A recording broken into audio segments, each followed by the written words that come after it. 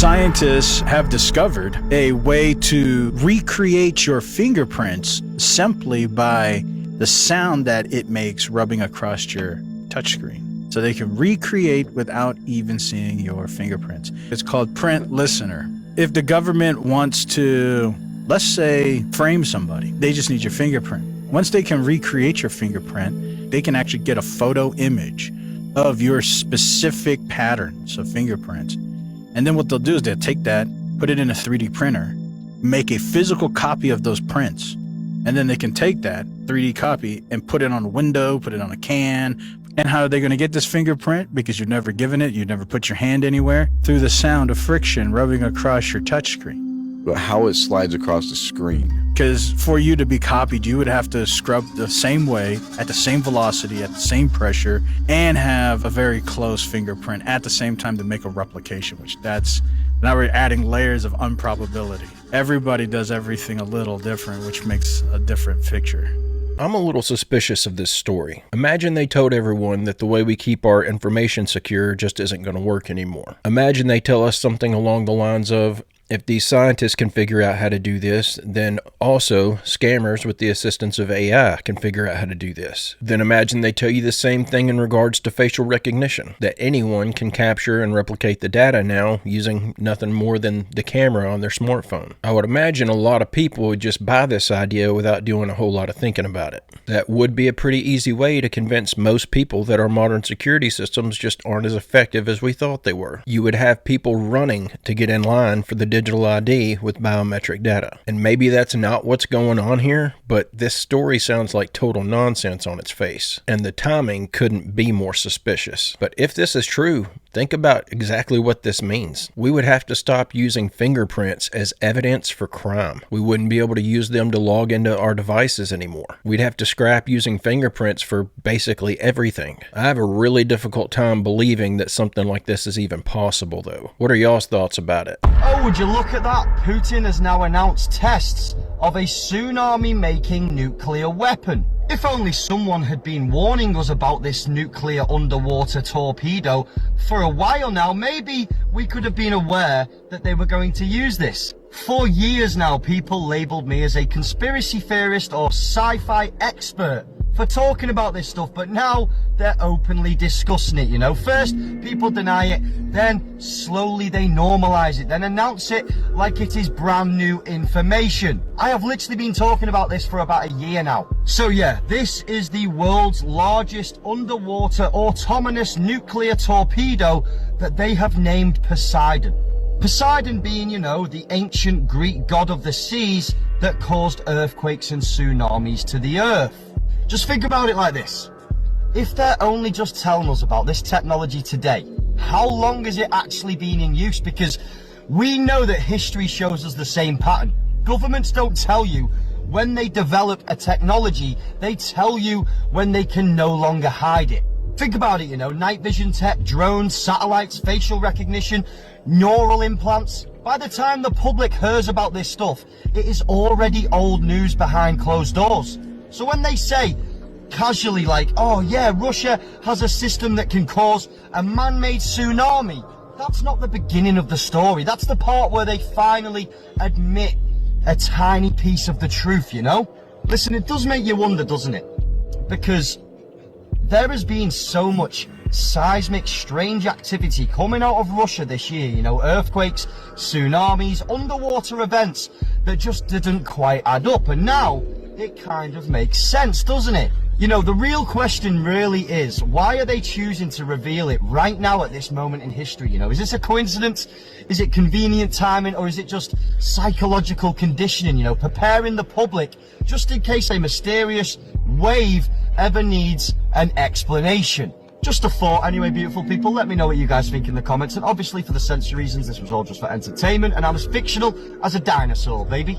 They really should have kept this one under wraps. With all the recent revelations about weather manipulation, especially with politicians starting to talk about it now, I'm finally starting to see people waking up to the idea of the government being responsible for some of these natural disasters. And once people hear that they've created a submarine that can cause tsunamis, it's not going to take a big stretch for them to start entertaining the idea that the government is responsible for some of our recent natural disasters, like North Carolina or that tragic flood that happened recently in Texas. They're basically ensuring that people start opening their mind in regards to the possibility of the government manipulating the weather. They really shouldn't let this information get out. Hey, don't forget to hit like and subscribe if you haven't already, and don't forget to drop your theories and your comments in the comment section down below. Well, that's it, guys. The very first consumer-ready model of a groundbreaking humanoid robot for domestic use in your house that runs off of AI technology is here. I want to introduce you to Neo, the home robot, which recently launched for pre-order on October 28th of 2025. Now, this is a massive shift from what most people see as like industrial robots or robots that were made for warfare to accessible home automation. It's been backed by major investors, including OpenAI. Neo is supposed to be capable of learning from real-world interactions, including optional human teleoperation, in order to improve over time, meaning that it's going to start off kind of like a toddler, and it's going to grow up and adapt, and it's going to learn how to do tasks better and get better and better at doing day-to-day tasks in your home. And you could own one for the mere price of $20,000. Now, the company that designed this is called 1X Technologies, which is formerly known as Haloti Robotics, that was founded in 2014, and it's a Norwegian-American robotics firm with a mission to build safe, intelligent humanoids for homes and commercial spaces like logistics and security. Now, they're rebranded back in 2022, and the company raised over $100 million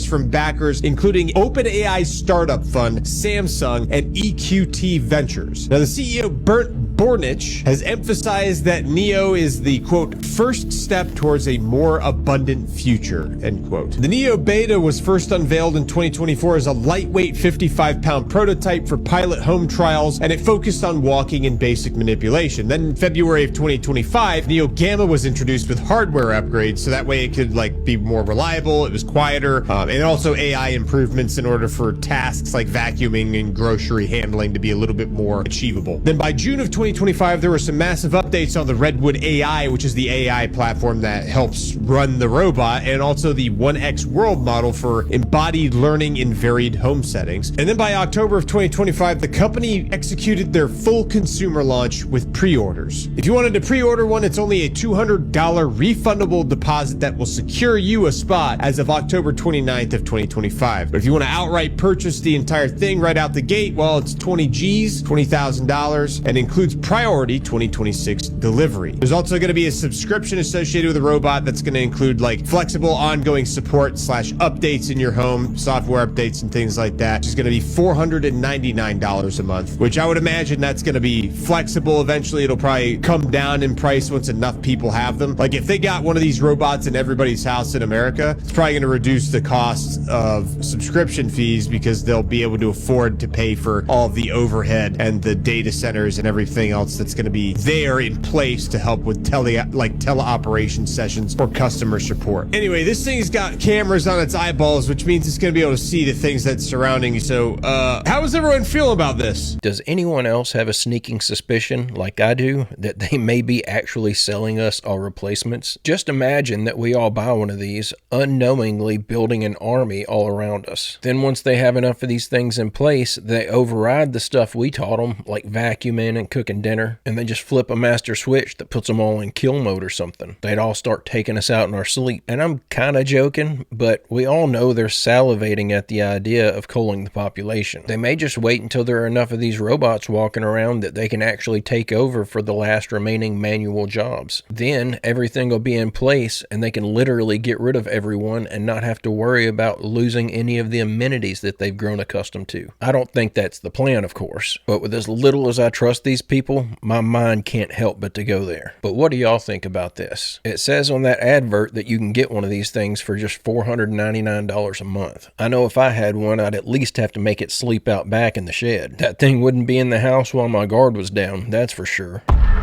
Okay, so this video I want you to watch, please listen to it all the way through. It will illustrate what I've been saying to you for years. None of what is being said is new. None of it is a shock to me.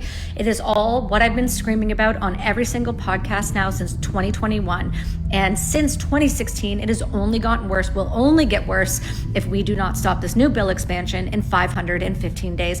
Go take a listen. I wonder if you could just share in general terms how you would see the experience of people with disabilities raising issues or seeking public services, interacting with the healthcare system. How would you evaluate kind of how those experiences are based on what you're hearing from your members? Well, I think in all transparency, I think since the bill was brought in around Track 2 MAID, which made people with disabilities the only group eligible for medical assistance in dying when they're not dying. Not true. Actually, people have been eligible for a long time, because what the system has been doing is making the disability the comorbidity and not the actual issue while they're being killed for MAID. So pay attention, because when they use words like this, it's inaccurate.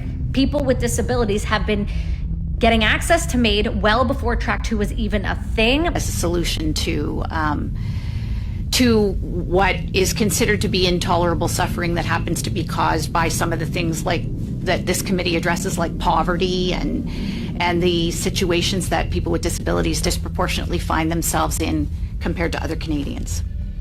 Okay, that's very striking, and I don't want to be accused of putting words in your mouth, but it sounds like what I'm hearing you saying is that people who have disabilities are interacting with healthcare, seeking other kinds of public services, are proactively being offered MAID when they're seeking completely different services. Is that is correct? Okay, that is what I am saying. Is that common? Are you hearing about that a lot, or is it weekly? Mm-hmm. Okay, you're hearing weekly complaints from people who live with disabilities who are seeking other kinds of services, and someone says to them, well, have you thought about MAID? Yes. And what do you think we should do about that as legislators? Do you think we should try to stop government officials from proposing MAID to people who are not seeking it, who are seeking other kinds of supports and services? Well, I think the disability community has made their case that we should repeal, and the UN CRPD committee has also affirmed that Canada should repeal Track 2 MAID completely. And I thought you couldn't trust the healthcare system in the United States. That is ridiculous. So you go to the doctor wanting to talk to someone because you're depressed, because the Canadian government has ruined the economy and you're financially strapped like all your neighbors and you just can't figure out a way to get ahead. And instead of helping you, the doctor offers you this. It sounds nonsensical, but after you see this next clip, it becomes blatantly obvious why they're trying to offer this to everyone under the sun. Is what happens when you open the door to killing, you don't get to close or decide what walks through.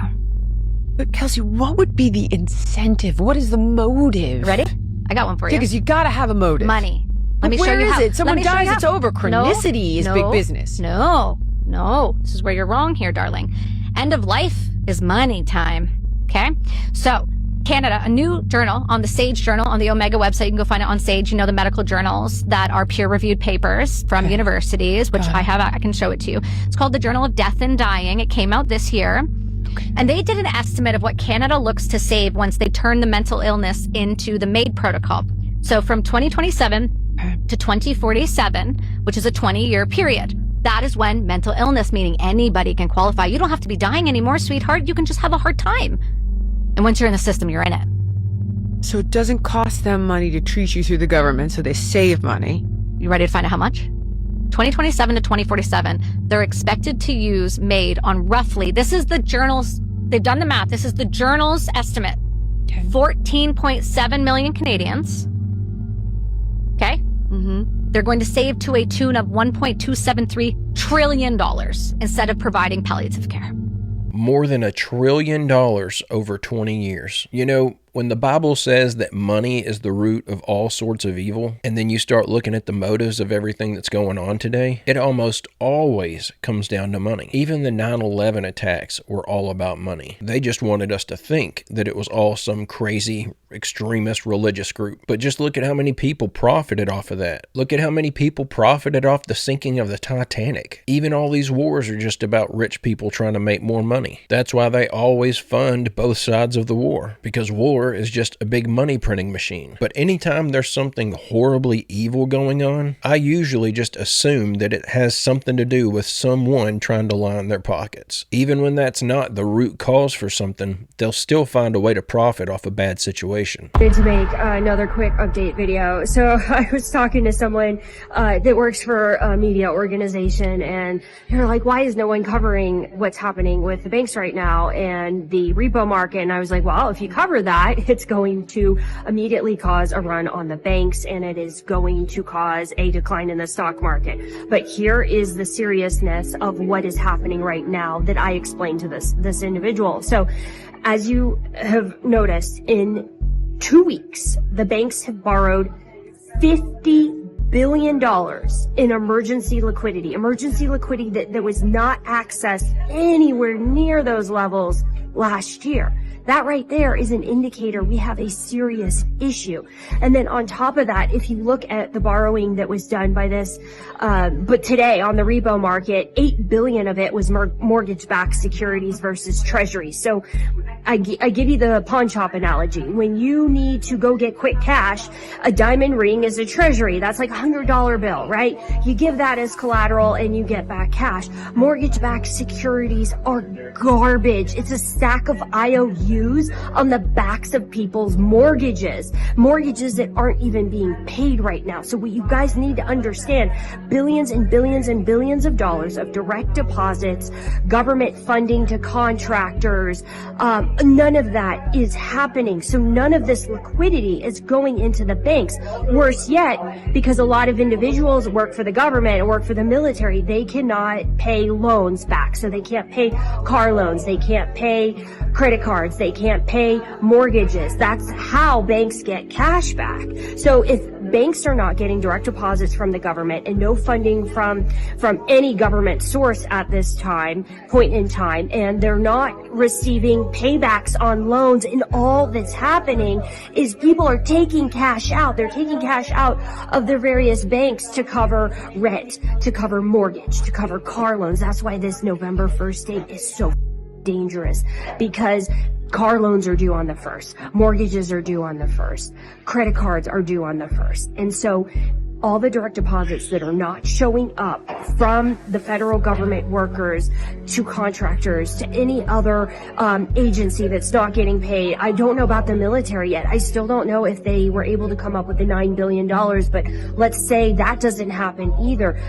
Now the banks are out billions and billions and billions of dollars, and they're not getting any loan repayments coming in. So what do I think's going to happen next week?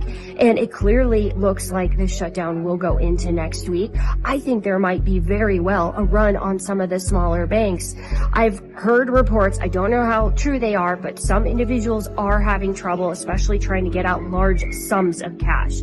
So a few individuals I've seen comments on just through the TikTok who said, they try to take out a large deposit, bank wouldn't grant that, wouldn't allow that to leave the bank. They didn't have it, basically. So that's essentially what's happening when there's no cash, when there's no liquidity. The banks can't meet these withdrawals, and then we come to a standstill and we have a run on the banks. And so what I think is going to happen next week, after November 1st, is the SNAP benefits will end, and we will not have any of that money going into the banks, and we are going to potentially see a run on the grocery stores and a run on the banks, because people are not going to have SNAP benefits, people are not going to have paychecks to buy food, and then on top of that, banks aren't going to have money to meet withdrawals. So we'll see what happens next week, but there's no intention of reopening the government before November 1st. And we're just right now heading straight into The Big Short Part 2. This ain't looking good, and I don't think there's any chance the government's going to reopen before November 5th at least. There's a protest scheduled in D.C. on the 5th, and these dirty politicians want all these people hungry and angry so that they'll go there and try to overthrow the government. And that's not just me speculating. There's literally video floating around showing the organizers of the protest speaking to a group at a table stating that those are their intentions. This is one of the reasons that no one's in a hurry to reopen anything. They could care less that all these people are sitting there panicking and just watching their bills pile up. All they care about is they found a way to use these people to try to get what they want. And that's all they see us as, are just pawns on a chessboard. They wouldn't care if we literally started starving. That would just put them closer to fulfilling their 2030 agenda. But I want to tell everybody, if you have the means, it might not be a bad idea to just pull a little cash out just to have on hand. We don't really know what's going to happen next week. And if you don't need it, you could always put it back in. But it looks like the deep state is about to try to tank our economy to unseat the current president. And I really hope it's not as bad as it looks, but it sure looks bad. Okay, so do you guys remember CERN? You know, the place with the giant hadron collider that may or may not just be smashing particles together at the speed of light, opening up portals to God knows where. You know, the one that's logo literally has an incorporated 666, and they have a statue right outside their building, which is Shiva. Shiva being the destroyer, the god of death and destruction. Of course you don't, because they're never in the headlines. Well, guess what? They have been working on something that's worth $62 trillion per gram. Honestly, this is insane. Check this out. This substance right here is called antimatter. For every particle of matter that we have in this realm, there is an opposite. You know, the same mass, opposite charge. And when matter and antimatter touch, they completely obliterate, releasing pure energy. Not like petrol explosion, I'm talking Einstein level energy conversation. 1 single gram of this stuff would release more energy than some nuclear bombs. And you know, who is producing all of this stuff? Well, it's CERN, isn't it? You know, the European Organization for Nuclear Research, you know, the giant particle collider that costs billions to build. Using their 27-kilometer underground ring, they accelerate particles close to the speed of light and smash them together. And when this happens, tiny amounts of antimatter are created, things like, you know, antiprotons. They've built special magnetic traps to hold this antimatter, because the second the antimatter touches anything normal, boom, you know, it's gone. They've literally only ever created or made fractions of a gram of this stuff. But even that costs insane amounts of money. Why? Because it takes massive energy to create it and to keep it stable. Now, to put this in perspective, NASA once estimated that it would cost $62.5 trillion to produce a single gram of antimatter. That is more than most money of most countries. You know, you can't mine it, you can't store it in a jar. You need futuristic tech to keep it from exploding the Earth. Which raises the question, doesn't it? Why are they so invested in creating this stuff? You see, officially, CERN say that they're just doing this to understand the universe, studying why matter won over antimatter, you know, after the so-called Big Bang. But come on, they're sitting on the most potent energy source ever discovered, worth trillions of dollars per gram, and we're supposed to just believe that this is all innocent science. I think more this is something very secretive, you know, as if there's been no military interest on this or no deep agenda, you know. But the thing is, if antimatter ever escapes its containment in large amounts, the energy released, even if it was in a small accident, it would be catastrophic. Nuclear.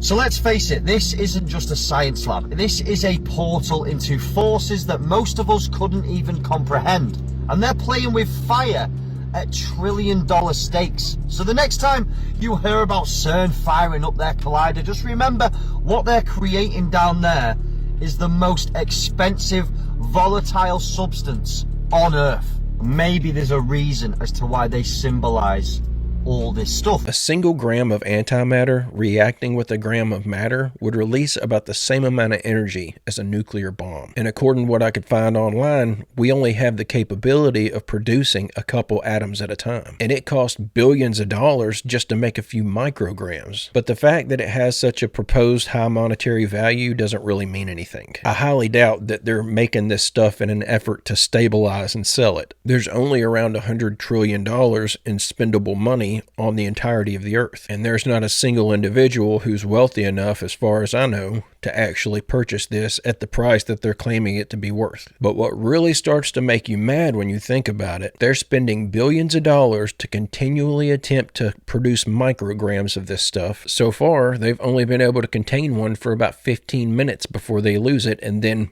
billions of dollars are gone. And they're doing all this, they say, to study and better understand the Big Bang Theory, which is not even real science. Pick a random little kid off the street and he can tell you that you can't create something from nothing. They have to know that theory can't be based in reality. Either that or they're so delusionally biased that they really have no business studying anything. Any scientist should only go where the evidence takes them. But these are the things we're spending billions of dollars on as a species, while we have around 25,000 people a day just dying of starvation. I know a lot of these guys think they're going to make some amazing new discovery that's going to propel mankind into the golden age of space travel or something. But with the way our rulers treat the rest of mankind like they're an afterthought, there's no chance that humanity would survive that long, even if this stuff were possible. But guys and gals, I'm going to go ahead and end the video right there. I hope you enjoyed these clips we watched together today. God willing, I'll be back on Monday with another video. I hope you come back to join me. Don't forget to leave a like and subscribe if you haven't already. And don't forget to drop your theories and your comments in the comment section down below. But guys and gals, I hope everyone has a great, safe, fantastic rest of your day, a phenomenal weekend,